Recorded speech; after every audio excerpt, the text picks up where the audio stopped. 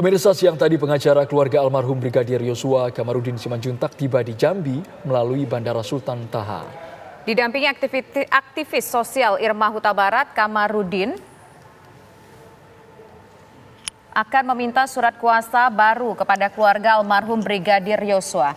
Menurut Kamarudin, ada 5 surat kuasa yang akan diminta pengacara kepada keluarga Brigadir J. Kelima surat kuasa tersebut yaitu pertama menyangkut kasus laporan palsu tindakan pelecehan seksual, tindakan pencurian uang ratusan juta dari rekening almarhum Joshua yang diduga dengan tindakan pencucian uang, merekayasa motif kasus pembunuhan serta menyebarkan berita bohong lalu memfitnah orang yang sudah meninggal dunia. Rencananya setelah mendapatkan surat kuasa tersebut, pengacara akan segera ke Barreskrim Polri untuk melakukan pelaporan. Rangka mengambil surat kuasa atau minta tanda tangan surat kuasa karena kita warning Ibu Putri supaya sadar tapi tak mau sadar, jadi kita mau melapor dia. Selain itu Bang? Selain itu ya itu aja, jadi kita saya sudah siapkan 5 surat kuasa, yaitu surat kuasa melapor balik di mana beliau sama Perdi Sambo membuat laporan palsu dengan menyatakan almarhum melakukan pelecehan seksual, kemudian mengatakan almarhum menodongkan senjata, padahal itu tidak benar. Surat kuasa kedua adalah pencurian. Jadi almarhum sudah meninggal tetapi uangnya dicuri dari rekeningnya, dipindahin ke rekening tersangka sebesar 200 juta, yaitu pada tanggal 11 Juli 2022. Lalu apa hasil pertemuan pengacara dengan keluarga Brigadir J yang berlokasi di Jambi? Nanti kami juga akan mengajak Anda untuk bergabung bersama dengan rekan kami di Jakarta, tepatnya di kantor LPSK. Pertama kita menuju ke Jambi terlebih dahulu, pemirsa. Sudah ada rekan kami Bayu Alfarisi di sana. Bayu, apa hasil perbincangan antara pihak keluarga almarhum Brigadir Joshua dengan kuasa hukum? Baik, Tisa dan Andro, serta pemirsa, selamat petang. Saya akan mengabarkan hasil dari pertemuan antara Kamarudin Simanjuntak dengan pihak keluarga almarhum Brigadir Joshua, dan apa yang diminta oleh pihak pengacara keluarga yaitu Kamarudin tentang surat kuasa. 5 buah surat kuasa tadi sudah diberikan oleh ayahanda Brigadir Joshua yaitu Bapak Samuel Huta Barat. Bapak Samuel Huta Barat menandatangani 5 surat kuasa, yaitu surat kuasa mengenai laporan palsu dan pelecehan seksual, surat kuasa pencucian uang dari rekening Joshua yang diduga mengalir ke salah satu tersangka, surat kuasa pelaporan terhadap rekonstruksi pembunuhan yang direkayasa, serta surat kuasa informasi bohong dan memfitnah orang yang sudah meninggal gitu. Baik, Bayu. Ada materi apa lagi yang disampaikan kuasa hukum kepada pihak keluarga? Karena orang tua dari almarhum Brigadir Joshua sudah memberikan surat kuasa penuh, 5 buah surat kuasa penuh kepada Kamarudin Simanjuntak. Maka tadi sebelum meninggalkan Jambi, Kamarudin Simanjuntak mengatakan kepada kami bahwa dia akan segera membuat laporan ke SPKT Mabes Polri, dan bila mana nanti orang tua dari Brigadir Joshua akan dimintai keterangan lebih lanjut terkait apa yang akan dilaporkan ini, maka pihak keluarga Brigadir Joshua akan diterbangkan ke Jakarta. Begitu, Andrew. Ya, artinya keseluruh 5 surat kuasa tersebut sudah dibawa oleh Kamarudin Simanjuntak dan saat ini apakah masih berada di Jambi atau mungkin tadi Anda sebutkan sudah terbang lagi ke Jakarta? Pukul 5 atau pukul 17.00 tadi Kamarudin sudah terbang ke Jakarta, dan kemungkinan besar karena Jakarta Jambi kurang lebih 55 menit, maka menjelang nanti azan maghrib Kamarudin akan segera tiba kembali ke Jakarta. Dan rencananya karena telah mendapatkan surat kuasa penuh sebanyak 5 buah dari keluarga Brigadir Joshua, maka esok hari rencananya Kamarudin Simanjuntak akan segera membuat laporan ke Mabes Polri. Begitu kita. Baik, Bayu, kami juga ingin tahu mengenai rekening. Kabarnya dari keluarga menginginkan bahwa rekening ini dilacak kemudian dikembalikan ke ahli warisnya. Benar, Andro. Tadi setelah bincang-bincang kita pada saat Kamarudin baru saja tiba di Jambi, yang lebih ditekankan adalah adanya aliran dana 200 juta dari rekening Joshua yang berpindah diduga ke salah satu tersangka. Dan ini akan menjadi topik atau pengaduan yang sangat diharapkan mendapat respon dari pihak Mabes Polri untuk ditelusuri lebih lanjut. Karena menurut pihak keluarga, Joshua sendiri memiliki tabungan yang akan dipergunakannya sebagai uang untuk pesta pernikahan pada 8 bulan ke depan.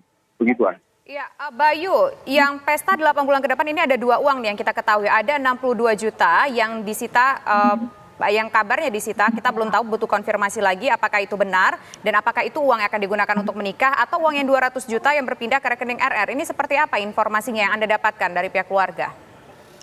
Baik, tadi kalau Kamarudin mengatakan kepada kita untuk memperjelas penggunaan uang atau uang itu sebenarnya milik Joshua atau apa, itu akan dikonfirmasikan melalui pengaduan yang sudah dibuatkan surat kuasanya ini.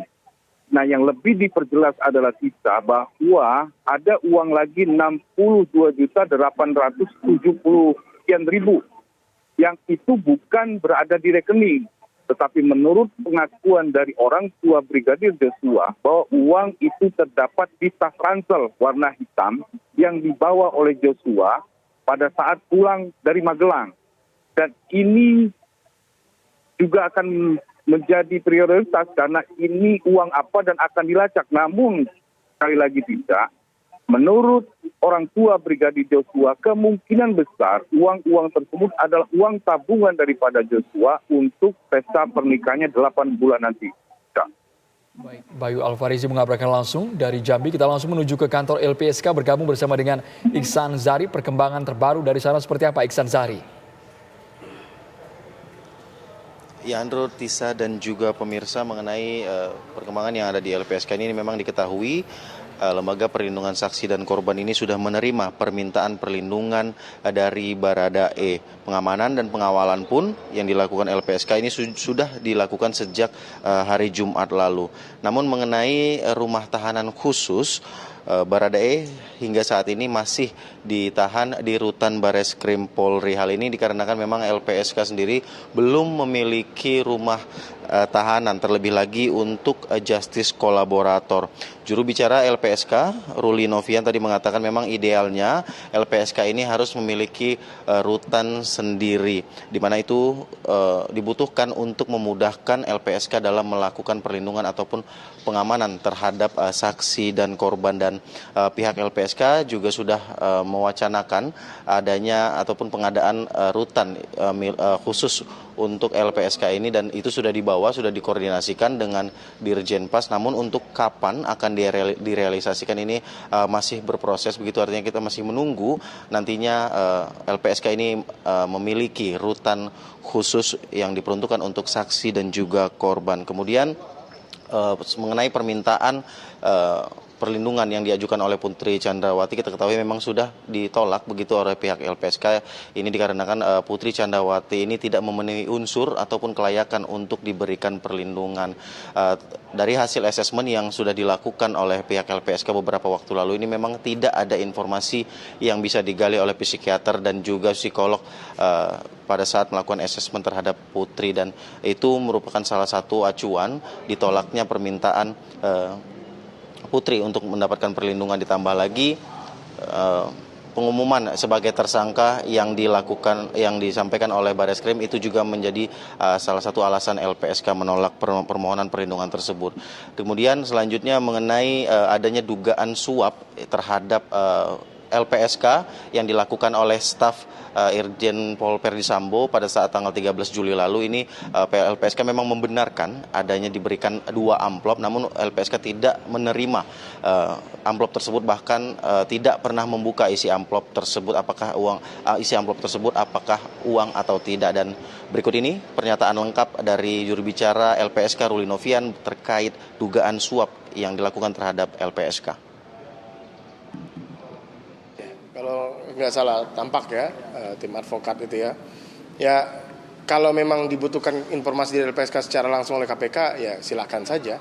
Tetapi kalau kita mau membuat laporan sampai saat ini belum ada rencana. Karena begini, informasi itu kan bukan LPSK yang bilang bahwa itu suap.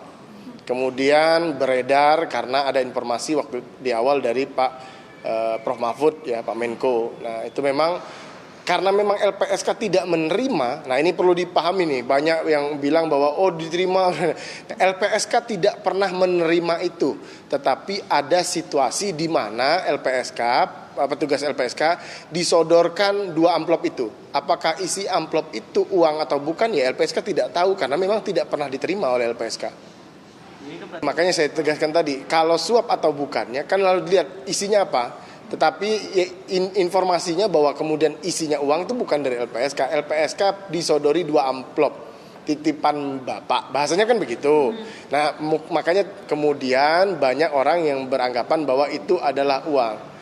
Gitu. Dalam kasus-kasus lain juga pernah begitu, tetapi LPSK tidak pernah menerima atau bahkan sampai membuka itu. Dan pernah juga dulu banget udah kita tolak malahan, kita balikan. Kadang-kadang suka diselip-selipkan itu. Kami kabarkan kembali ke Anda, Andro Tisa. Baik, terima kasih Ihsan atas laporan Anda dan sebelumnya Bayu mengabarkan langsung dari Jambi.